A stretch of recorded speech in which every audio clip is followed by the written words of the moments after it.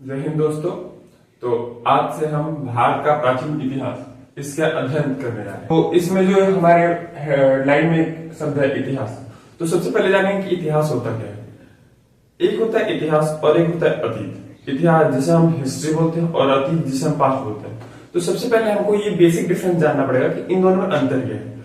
तो अतीत अभी तक जितनी घटनाएं घटी हैं जिसका कोई साक्ष्य है नहीं है, कोई मैटर नहीं करता, उसको बोलते हैं अतीत। जो आज तक हुआ है, जो भी घटना हुई है वो सब अतीत है। पर उसको इतिहास कब बोला जाता है? जब उसके होने का कोई साक्ष्य हो या प्रमाण हो या सोर्स हो कि हाँ ये घटना हुई है।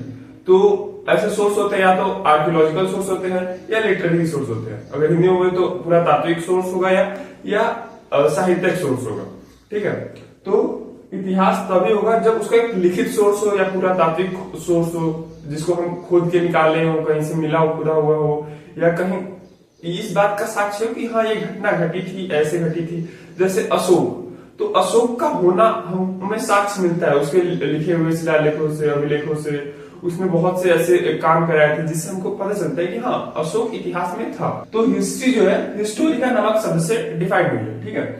हिस्टोरिका एक ग्रीक वर्ड है जिसको एक ग्रीक स्कॉलर थे हेरोडोटस, जिन्हें फादर ऑफ हिस्ट्री कहा जाता है। ठीक है। और इन्होंने एक पुस्तक लिखी थी जिसका नाम था हिस्टोरिका। तो अब हम ये जान चुके कि इतिहास आखिर होता क्या है। अब हम जानेंगे कि भारत का प्राचीन इतिहास उनको पढ़ने का महत्व क्या है। हम भारत का जो प्राचीन इतिहास है इसके पढ़ के हमको क्या फायदा होगा, इसका महत्व क्या है। तो अगर हम इन तीन शब्दों पर ध्यान दें, कब, कहां और कैसे, तो हमें ये पता चल जाएगा कि भारत के प्राचीन इतिहास के अध्ययन का महत्व क्यों महत्वपूर्ण है।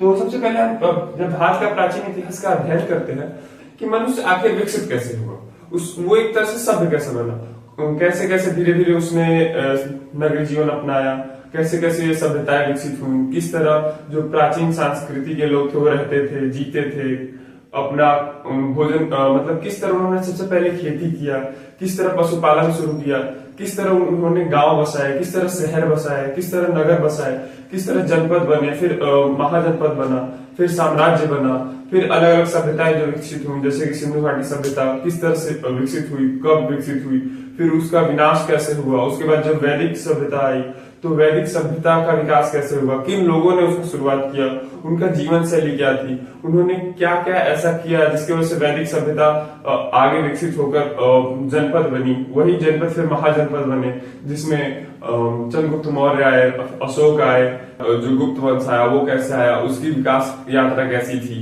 और इन्हीं भारत के प्राचीन इतिहास के अध्ययन में हम ये जानते हैं कि जो ये विकास हुआ है ये किस तरह हुआ है, कैसे इसके वो रहा, और हमारा जो भारतीय संस्कृति का वो रहा है, इसमें क्या हुआ है कि विदेशों से अलग अलग लोग आते गए, जैसे कि शक, हुन, यूनानी, अलग अलग जगहों से लोग आए और यहाँ की संस्कृति में बसते गए। इसलिए हम कहते हैं कि जो हमारी संस्कृति है विविधता में एकता को लिए हुए है। हमारी जो संस्कृति है ये बहुत समृद्ध और संपन्न है। तो हमारी जो संस्कृति है बहुत ज्यादा फैली हुई विविधता से परिपूर्ण है और ये एक ऐसे जिसको हम ऐसे समझ नहीं सकते। इसके समझने के लिए हमें बहुत गहन अध्ययन और चिंतन की जरूरत पड़ती है।